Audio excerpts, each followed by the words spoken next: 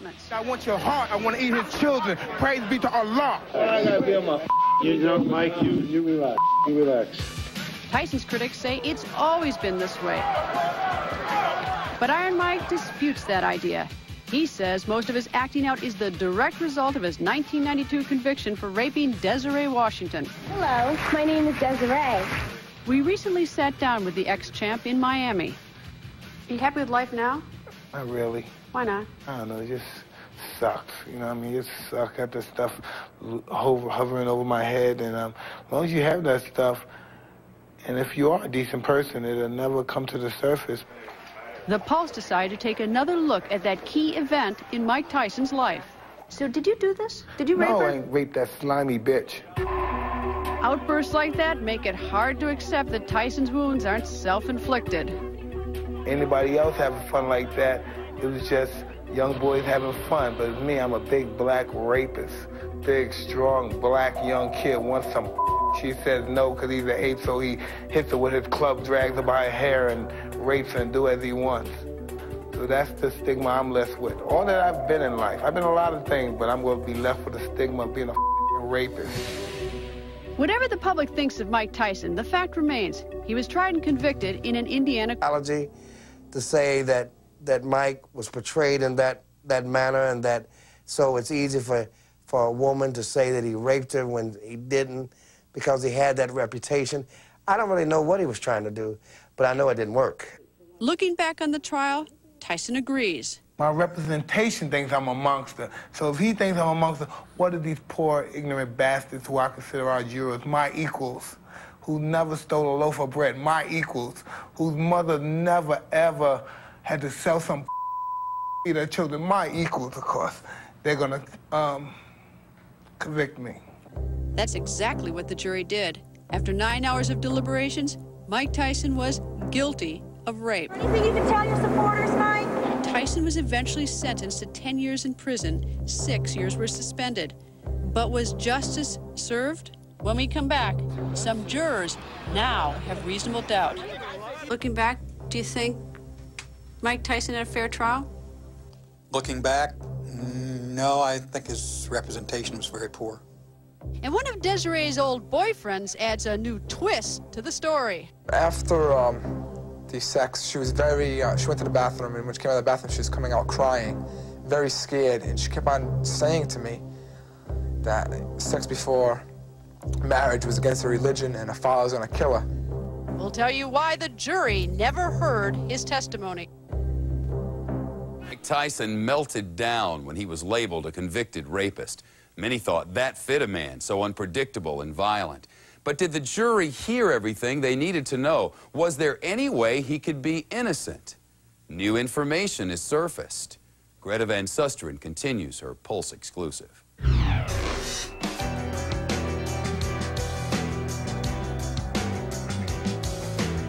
Mike Tyson spent 3 years in prison for the rape of Desiree Washington. By his own admission, he wasn't. Well, we were excited because here's one of the biggest celebrities during that time that you could ever have. Within hours of setting foot in Indianapolis, Tyson was off to meet the contestants. Ever heard of the pageant before? I never knew it existed. I see all these beautiful black women, so I'm a weak pig at the time, so I'm flirting with every woman that's there. Some of them vibe on me, some of them don't. Reverend Williams says that Desiree Washington zeroed in on Mike Tyson from the start. You could see where Desiree Washington had seeked some special attention and caught Mike's eyes, and Mike went on stage to do a rehearsal with the girls, and you could see their eyes constantly going back and forth. There was people that were more interested in more, you know, she was the easiest of the lot. How did you know that just having that conversation with her? Because in the conversation that I was leaving to, my conversation was pretty, I don't know, I would say overtly sexual. And in terms of overtly sexual, how overtly sexual? I want to fornicate with you, but not in those terms, you know what I mean? And her response? Great. That's not how Desiree Washington saw it. According to her court testimony, Tyson called her a nice Christian girl and asked her to go out on a date. She gave the boxer her phone number. Did you know anything about her at that time? Had you asked her where she's from or what she was doing in terms of her talent in the competition? I believe I was discussed. You know, I went through the formalities of asking where you're from. I believe it was Rhode Island, and she was, what else? She was a Sunday school teacher. I've heard that many a times. Court records show that the two met again that evening backstage at Johnny Gill's concert. According to Reverend Williams, the 18-year-old Desiree locked eyes with Tyson. Why she was more excited about Mike than Johnny Gill, for example, I don't know. But, you know, I think that's normal for young ladies to be and excited about meeting any celebrity. And Desiree just seemed like the type that she wanted to take advantage of whatever opportunity she could get. Much later that night, according to Tyson's telephone log, he phoned Washington from his limousine.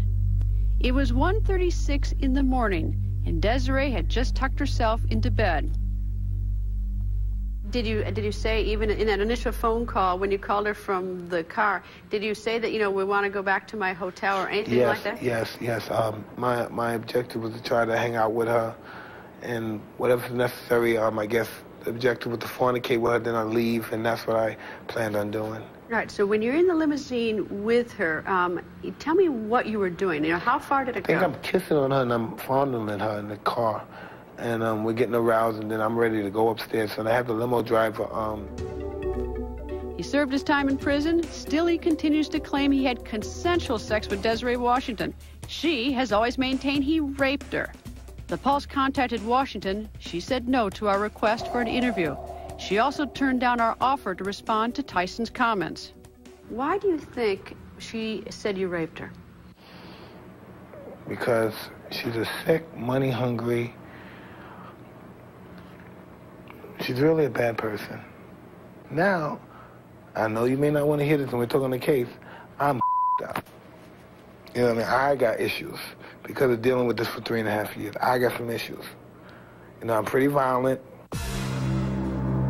Violence has played a prominent role in Mike Tyson's life. He used it to mug people on the streets of Brooklyn. He was arrested 38 times before the age of 13. But he later channeled that violence to excel in the boxing ring. A terrific uppercut. It did not last 20 seconds. By the age of 20, Tyson was the youngest heavyweight champion in boxing history. Bangs the body. Wow, that uppercut is Tyson. Catches him with the right left hook, and he goes down. A role model in the black community, says Reverend Charles Williams. For Black America, he was the biggest thing, you know, since Sugar Ray Leonard had fought, and everybody was rooting for him. Everybody expected him to be the knockout artist, to be the most feared fighter in the history of boxing. But Tyson began taking swings outside the ring. Allegations of physical and sexual abuse surrounded his marriage to Robin Givens. His legs together is Busted landing these. Oh, nice uppercut by Busted does it. Look at this. He's knocked Mike Tyson down. In 1990, Tyson lost a title fight to Buster Douglas. Divorced, beaten, and bitter, Tyson was no longer on top of the world. And it was during this time that Reverend Williams invited the ex-champ to Indianapolis to attend. But in the limousine, was she resisting you at all? No. Tyson's lawyers found 3 witnesses who said Washington kissed Tyson in the limo. But these witnesses came forward so late in the trial, the judge refused to allow their testimony. For her part, Washington said she resisted Tyson's advances. She told investigators that as they rolled up to the Canterbury Hotel where Tyson was staying, the ex-champ told her he had to go upstairs to check on the whereabouts of his bodyguard. Desiree followed him.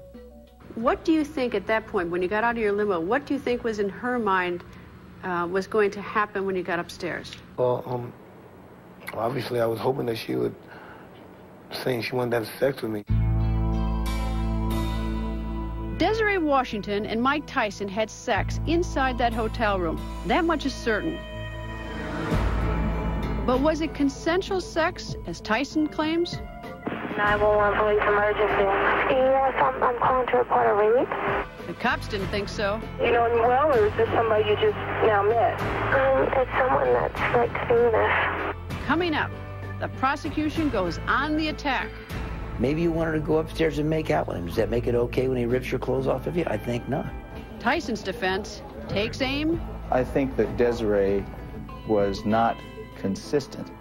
And later, what the jury did not hear. It was about the unfairest trial I've ever experienced. Tyson is used to having pros in his corner, people who can tell him what he needs to do to win the fight. He placed that same amount of trust in his legal team when he was accused of raping Desiree Washington. But as Greta Van Susteren learned, Tyson's trust may have led him right into a sucker punch. An allegation of rape has been made against Mr. Mike Tyson. Even though it was 12 years ago, Mike Tyson says he can't get this picture out of his mind.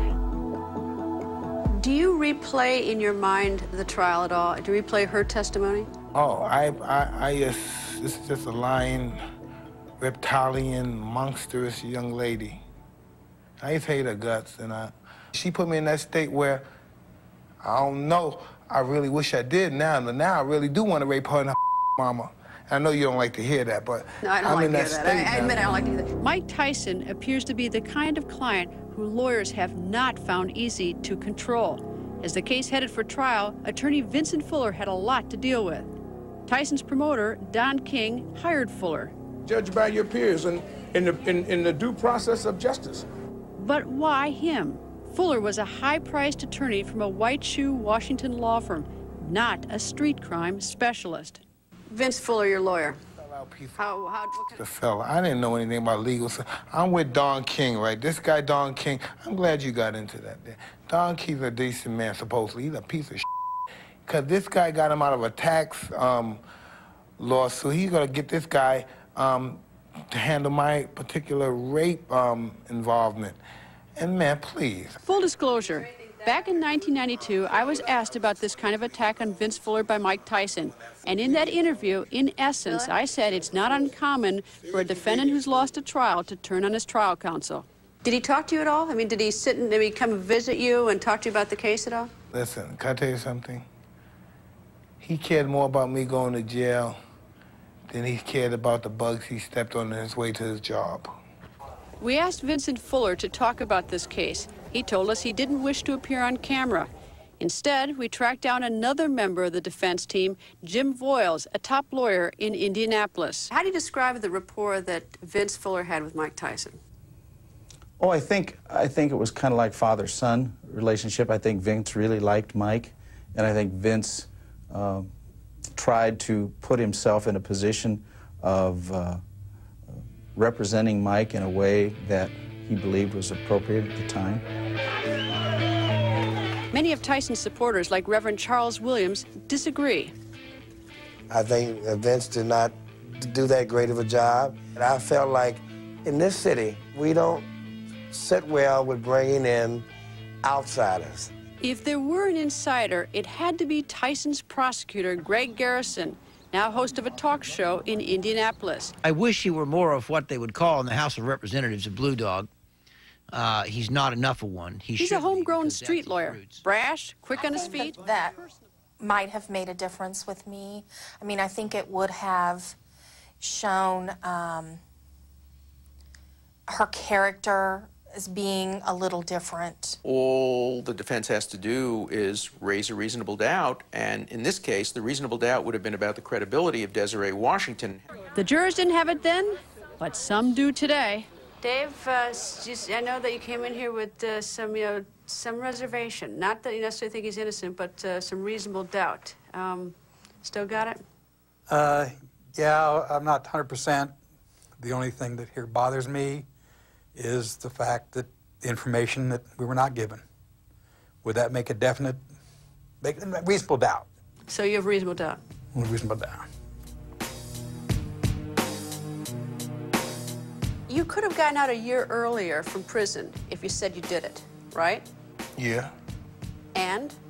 I didn't want to come home the day I was released, okay? So I don't know. What was I coming home to? What would I get released to?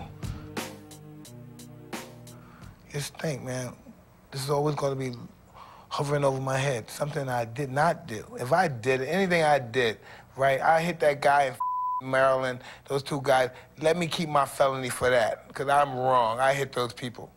But I didn't rape this woman. So what would you like to happen? I mean, how could you become happy, and how does this get fixed? I would love for this, you could have a mock trial, we could have a new trial, we could relocate the witnesses, have another trial, and if I lose, I'll do my time again. Mike Tyson is unlikely to get his wish. And according to the man who prosecuted him in his rape trial, if he doesn't get a handle on his temper, I didn't rape that moron, and plus I gave all my money, too. His future looks very dark. If we were talking about him 10 years from now or 20 years from now, what's going to happen with him? Oh, he'll die. I mean, somebody will get him. He'll get silly to the wrong adversary. Really, you think that? Sure, he's asking for it. He's begging for it. He confessed. He lives for the violence. It's his stock and trade. And you know, you can only get by with so many fights in traffic before you pick on somebody that didn't bring a knife to a gunfight. And then it's all over for you. I promise you that. In many people's eyes, the opposite of Vincent Fuller. Should a lawyer who doesn't have experience trying street crime cases, is that the best choice in this is essentially street crime? Clearly not. He's from that federal place in Washington where you stand behind the podium and Your Honor this and Your Honor that, and there's not much sitting on the corner of the counsel table. And I just think he was a fine lawyer that was not in the best forum for himself. The state of Indiana versus Mike Tyson boiled down to a situation of he said, she said. And in Desiree, Washington, Garrison had a sympathetic victim to put on the stand. This was a great kid, this victim. She was beautiful inside and out. She was 5'5" and 114 pounds. She had a big heart, and she was smart, but she was naive. There was an audible gasp from the gallery, and I think a little bit from the jury when she walked in the courtroom, because she was tiny. Desiree told the jury that inside the limousine, Tyson, quote, grabbed me near him, and he went to kiss me, and I just kind of jumped back. She said that once inside Tyson's hotel room, the boxer's demeanor changed. She told the jury that Tyson said, quote, "You're turning me on." Desiree told him, "Listen, I don't know what you think I came up here for. I'm not like that." Then Desiree claimed she stood up and walked to the bathroom. In there, she did something even prosecutors could not explain. The evidence that I would have feared if I'd been the prosecution is that she went into the bathroom, removed her shield that she had in her underwear because she was starting her period, did not replace it. Mm-hmm. Didn't have anything with her. Why would she have taken it away? I mean, exactly. The first thing, why did she even remove it then? Something's better than nothing. Remember, when she goes in that bathroom, from her testimony, he's already trying to kiss her. He's working on her. "Oh, baby, mommy. Oh, mommy, you're turning me on." And she's all at once had this blinding flash of the obvious, "Oh, God, I'm in the wrong place."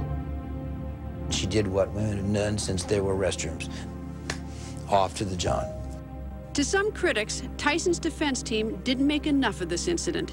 You know, here's a young lady who changed the panty liner in the restroom, and in these restrooms, in those suites, there are phones in there, which she could have very easily locked the door, called downstairs, and had security come up. There was a lot of things that didn't make sense. In his cross-examination, Vincent Fuller never asked Desiree directly that if, by removing her shield, she was getting ready to have sex. By the time Fuller mentioned the idea to the jury in his closing arguments, his own team began to wonder if he had lost the jury's attention. I think that one of your first questions was, did they connect with the defense? Was there a connection so that they're listening to us? Are they really absorbing the information we're giving them? Obviously, they didn't. Desiree told the jury that when she opened the bathroom door, Mike Tyson was sitting on the bed in his underwear. He grabbed her arm and, she said, ripped off her clothes. "The next thing I knew," she said, "he put me down on the bed and, quote, he kept kissing me and kept saying, 'Don't fight me, don't fight me.' During the course of the rape, it just felt like someone was ripping me apart." When I had sex, I didn't care about her. Tyson's recollection is different. I had sex with her, and I said it's over. I mean, I didn't take her serious, but I'm not a rapist. Mike, how long overall, if you can estimate, were you and Desiree in your room? Listen, I don't know. It wasn't that long. What's not that long to you? 15 minutes, probably 20 minutes, I can remember. You know, when I really think about it, it wasn't that long at all, because, I don't know.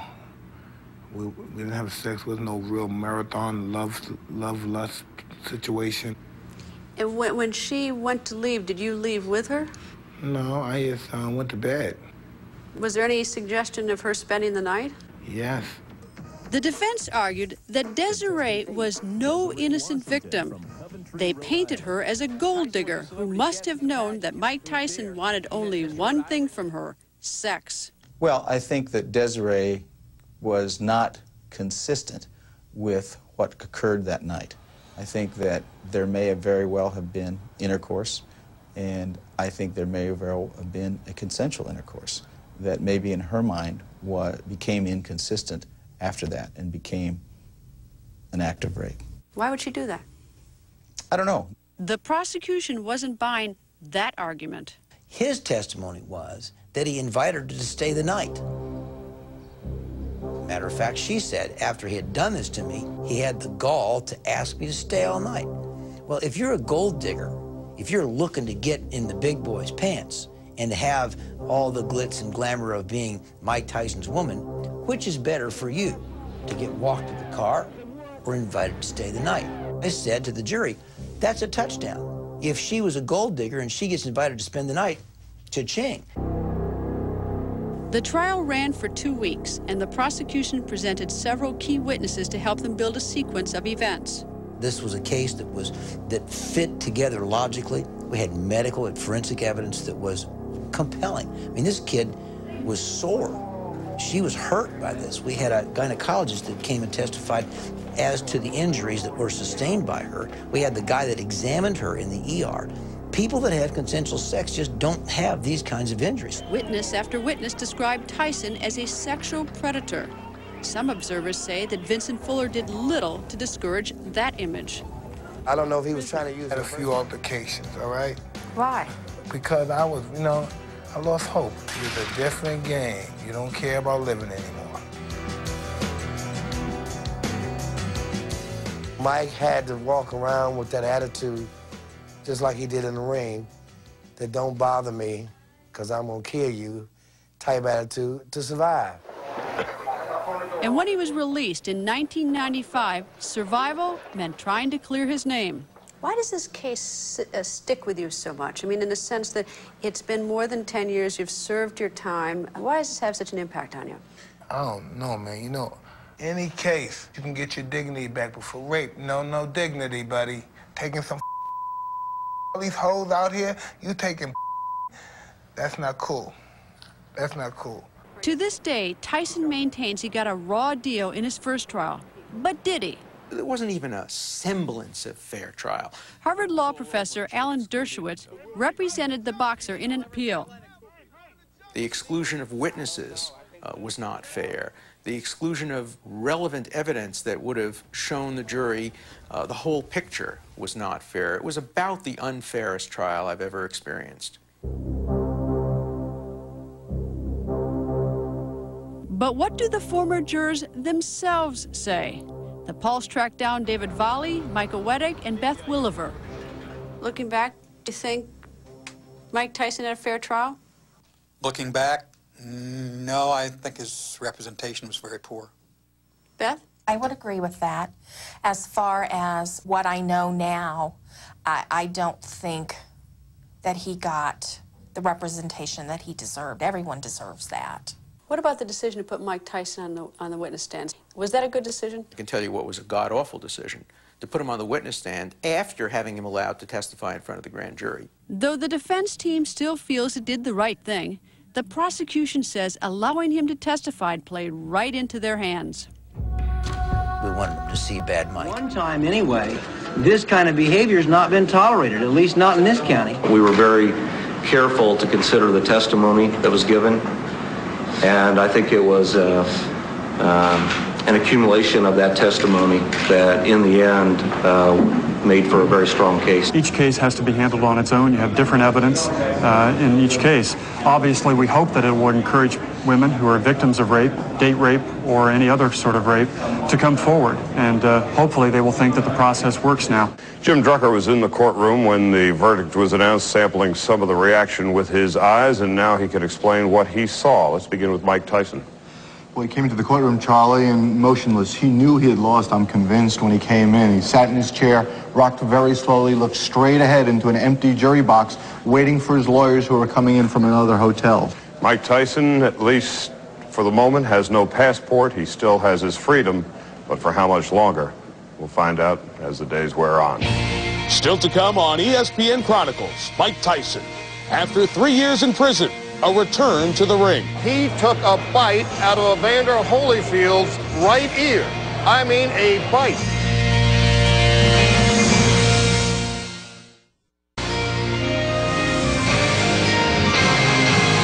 It might have sneaked up on you and I, but you can be sure that from behind bars, Mike Tyson was counting the seconds until his release from prison. That came early this morning. By the dawn's early light, Tyson's promoter Don King arrived in a stretch limousine, along with his managers Rory Holloway and John Horn. And with them, they brought a fresh change of clothes for prisoner 822335. He would wear denims no more. Nor would he be eating Salisbury steaks, last night's dinner in prison, or cream of wheat and a blueberry muffin, this morning's breakfast. Mike Tyson left before it was served. By 6:10, surrounded by his entourage, almost as if he seemed to be entering the ring, Tyson was leaving the prison. Voice, and he likes to talk like he's just a nice kid, but there's an ugly side to him that comes out like that, and it did. Why do you think the jury believed her and didn't believe you? I think I was arrogant on the stage.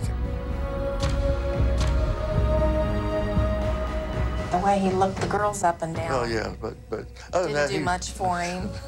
In the courtroom? Yeah, just gave me the creeps.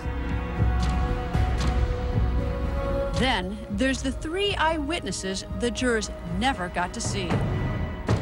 It was 3 ladies who had come to me and said they had witnessed certain things, and I passed them on to the attorneys. 3 witnesses who saw Desiree Washington willingly kissing and hugging Mike Tyson. One of them said, I think she was all over him, were precluded from testifying on the most technical of technicalities. Judge Gifford ruled the defense presented them too late to be included. The Pulse located 2 of them. Neither agreed to talk on camera. And there was another potential witness the jurors never heard from either. Wayne Walker, who is he? A young man who heroically came forward to tell the truth. Once her picture and name appeared, he said, oh my God, that's Desiree Washington. She wasn't a virgin the way she was portrayed at the trial. According to his sworn statement, Walker, a high school boyfriend, said when Desiree's father found out they'd had consensual sex, he accused him of raping her. Why, and I use an obscenity, could you accuse me of rape? That's such a big word that can really ruin a person. And she replied as, I had to say something to cover myself because you know what my father would do. He provided an affidavit to that effect. Judge Gifford, forget about it. Should the jury have heard that? Of course the jury should have heard it. What if she had previously accused someone else of rape? Would that have made a difference to you? I would have to see the proof of that. In the event that it had been presented in court, and when you were evaluating her testimony, would it have given you reason to sort of stop and think, whoa? Possibly if I hadn't heard the other evidence and testimony, it might have. I'm Mike Tirico, and welcome to ESPN Chronicles. A look back at how ESPN's reporters have covered the lives and careers of the most compelling athletes and coaches of our time. In this show, we chronicle Mike Tyson, his rise from obscurity, domination in the ring, and eventual fall. All of it unfolded in front of our ESPN cameras.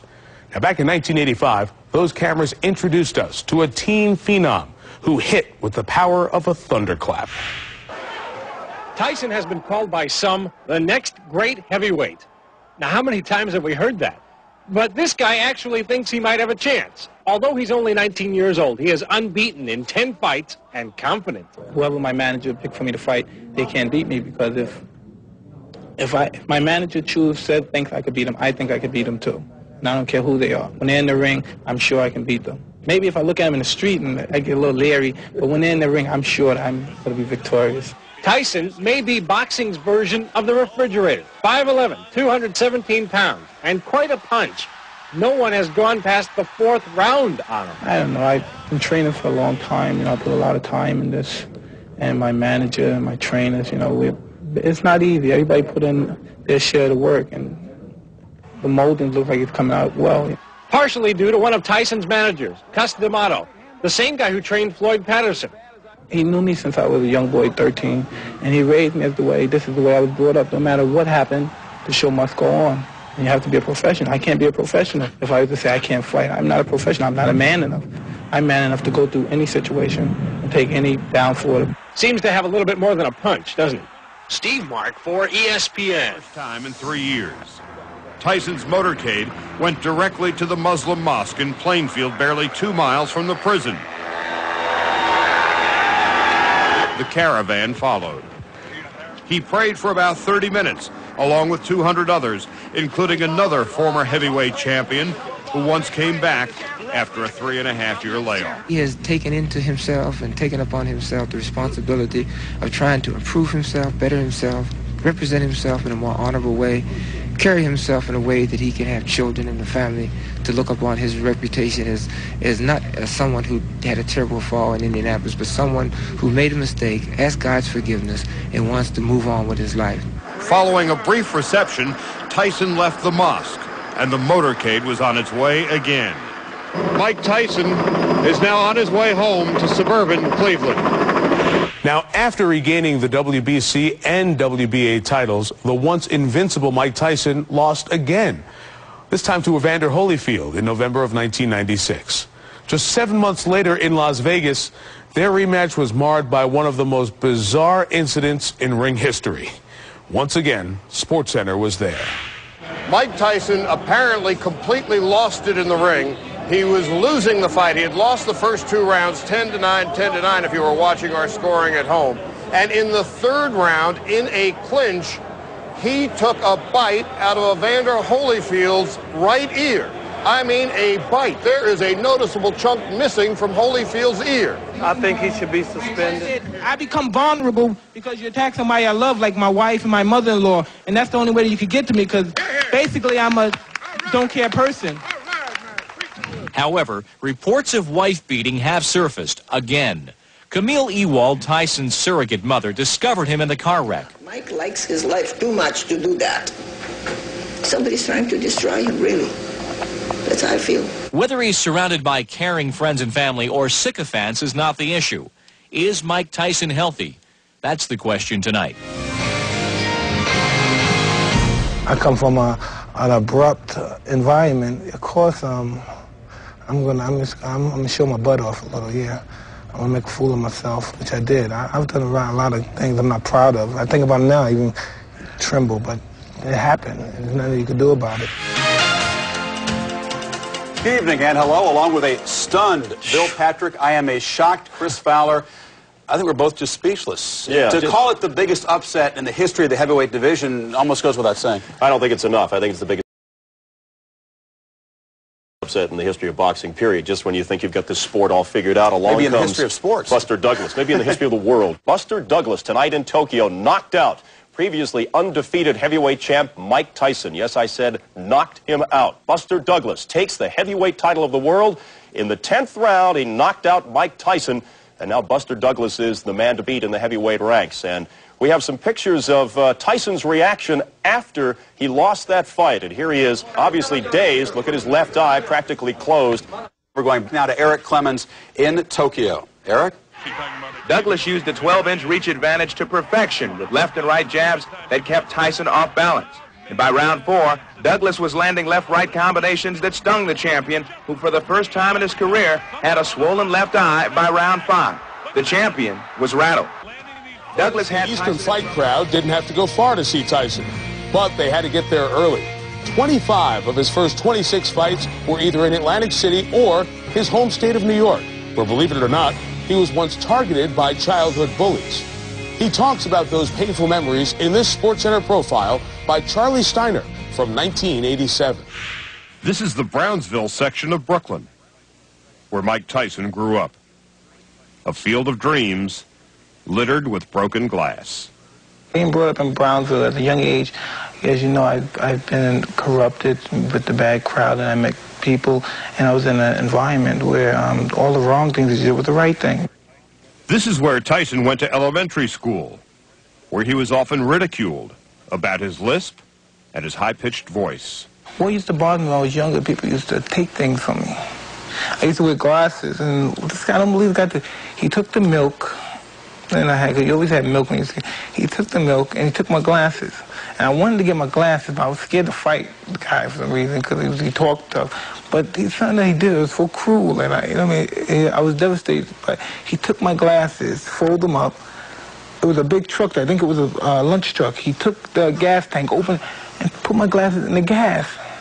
Dropped them in the way, he pumped the gas, and put them down there, turned back, and I knew I said I would get my glasses. And at that time, I couldn't believe someone could be that cruel to do that. Tyson became a street urchin, resorting to petty crime. At the age of 12, when he already weighed 190 pounds, it was off to reform school in upstate New York, where he met a counselor named Bobby Stewart, who taught him how to fight in a ring. He was so interested that I worked with him every night. Did he know what to do once you put the gloves on him for the first time? Didn't know his right from his left. It was Stewart who introduced Tyson to the legendary Cus D'Amato. D'Amato's dream was to make Tyson the youngest heavyweight champion in history, but he died before the dream came true. First trainer Teddy Atlas, D'Amato's portrait of Tyson was an incomplete picture. He got all the direction he needed in the ring, but he wasn't quite directed in containing himself and into thinking things through with dealing with people outside the ring. Without any distractions, I believe that eventually he'll go down in history as the greatest heavyweight champion we've ever had. Coming up on ESPN Chronicles, Mike Tyson crashes, literally and professionally. And SportsCenter goes live to Tokyo for a first look at the damage. Good evening and hello. Along with a stunned Bill Patrick, I am a shocked Chris Fowler.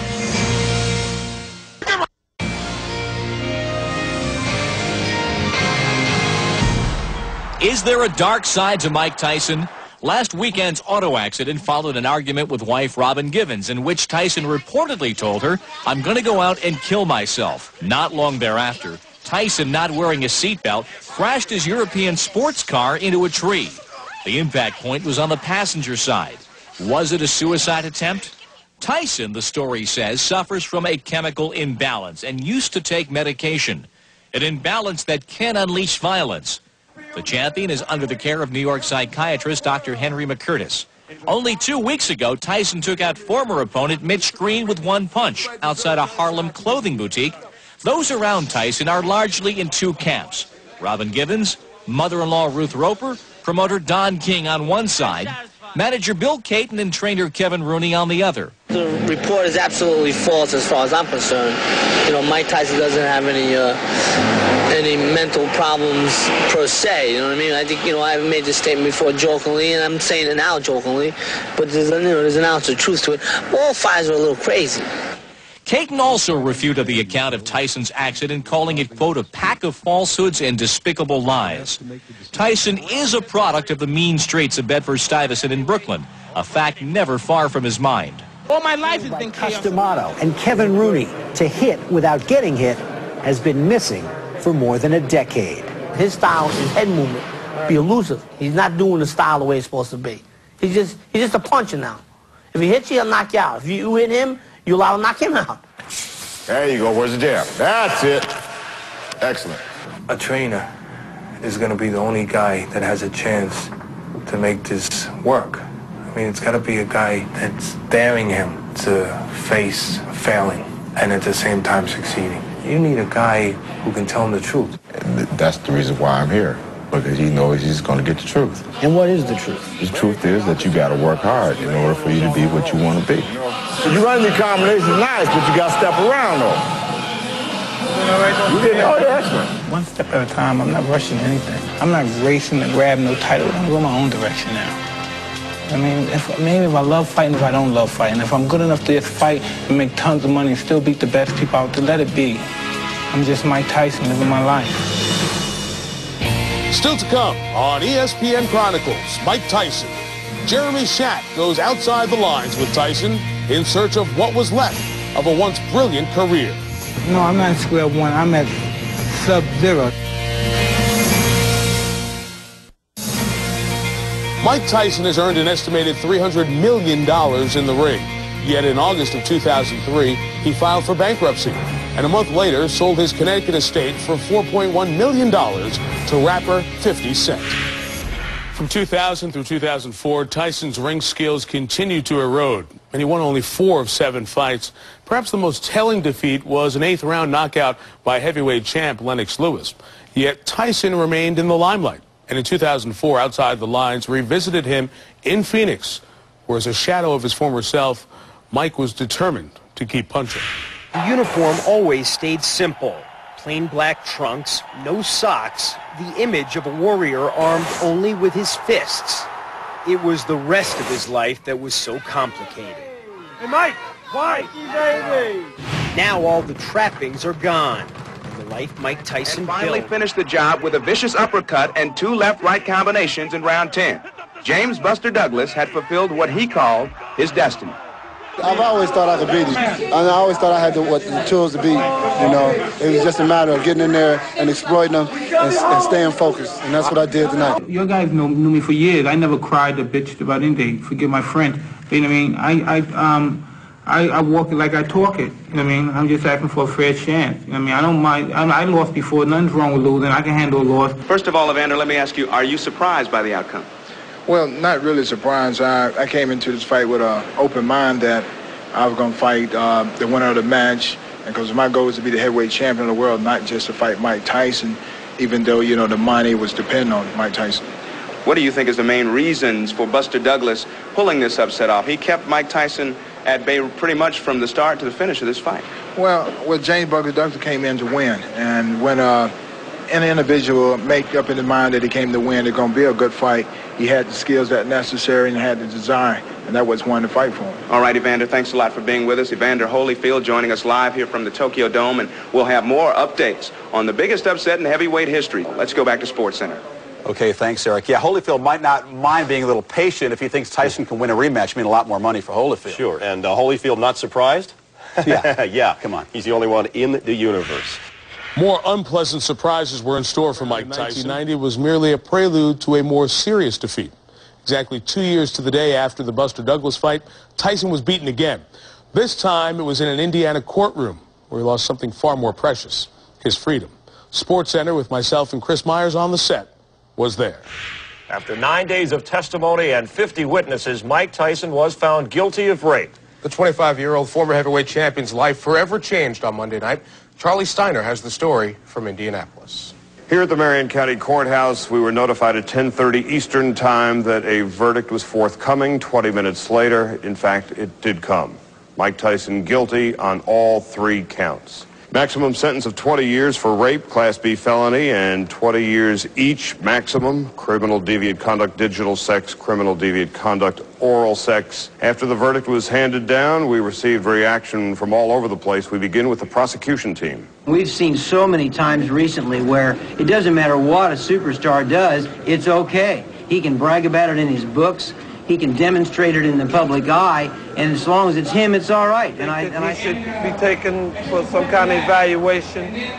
I think he should be fined a huge amount of money, maybe his whole purse. Mike Tyson's camp, they were desperate. They knew their fighter, in retrospect, was not right for this fight. There were a lot of questions about Mike Tyson's psychological state. I think some of those questions were answered here tonight. Not only does Mike Tyson appear to be a desperate fighter, he appears to be a desperate human being in need of some help. I'm a human being. I've never been perceived as a human being. Never. I never always conceived as a freak, an animal. Though the public may continue to view him that way, 2 humiliating defeats have demystified Mike Tyson for future opponents. They now see Tyson as more vulnerable than ever. Every fight that he has in the future, regardless of who is with, it's going to be difficult now. Because the guys are going to fight him, because they have saw him beating him, they saw him humiliated, and they know that he can be knocked down, they know he can bleed. Everybody knows that Evander pulled the covers off the mystique of him being the ferocious giant killer. You know, that's all gone now. Mike has to fight now. And when you got to fight, you got to know how to do it. Where's the jab? Now, if you take that step over, you got to throw that right hand. As soon as you get over there, throw it. Tyson hasn't fought in more than 18 months. But the old Mike... I mean, you're kind of back almost at square one. You're living in a smallish... No, I'm not at square one. I'm at sub-zero. You know, everybody thought that's one. I'm at sub-zero. Sub-zero. Tyson's right. He's $23 million in debt. He's training and living in Phoenix in humble circumstances. He's not quite a monk, but for Mike Tyson, it's close. Mike, last year you declared bankruptcy. Yeah. You've had to sell off a lot of your possessions. How has that changed your life, not having all those material I don't things? know. It's just, it is what it is. You know, Jeremy, if you don't have it, you don't have it. I mean, I lost everything. Jeremy, I've lost everything, Jeremy. I'm talking about everything. I just lost everything, and I never, I don't know. And it never disturbed me. I anticipated that happening because I just wasn't living my life in the way I thought I should have lived my life. Come on, you bitch! You scared coward! You got man enough to with me. You can't last 2 minutes in my world, bitch! In 1998, doctors at Massachusetts General Hospital spent 5 days assessing Tyson's mental health. They determined that you were suffering from depression, low self-esteem, and that you had problems with anger management. How have you tried to address those problems? That's all they said was wrong with me? I was just on a collision course with myself. It was serenity in that. Just not to have depression, not to have people around me, just to go back to my original self, as being Mike. But instead of regretting his losses, he seems to embrace them. With nothing left to lose, he seems to have everything to gain. All my problems and all my bankruptcy and all my innuendos that I've been involved with all comes from not being responsible. And I'm just not responsible. And the people that I contribute the most in, they just let me down the most, you know. And I know just as a part of, it's just human nature, it's a part of growing in life. I can either let it destroy me and become myself, or else I can take it as a learning experience and continue to learn and prosper as a human being. Stunning news from Washington, D.C. Mike Tyson losing to Kevin McBride on the stool. Yep. Quit. Says afterward doesn't have the heart, doesn't have the fight anymore. Literally, I'm stunned. I mean, this is a man whose livelihood clearly is in the ring. He talks the talk, says he's going to gut the guy like a fish, and now Tyson doesn't answer the bell. Mike Tyson loses after refusing to come out for the 7th round against Kevin McBride. Mike, what happened tonight? I lost. It's lost. I just don't have it in me anymore. He won fair and square. I'm just finished with this. I'm not good anymore. I can't take anything away from Kevin McBride, but as we all know, he's a C5. If I can't beat Kevin McBride, I can't compete in this sport anymore. Shelley Finkel, your manager, told me that you were nervous before the fight. Why? I don't know. I don't think I have the stomach for this anymore. You know what I mean? When you really think about it, I don't really have nothing to fight for. All my kids are pretty wealthy. I never, you know, I don't know. I'm in a weird world now. What am I hungry for? You know, I have a good family, I have a kid. You know, when I first started, I had nothing, and I wanted something. There's really nothing I want anymore, you know?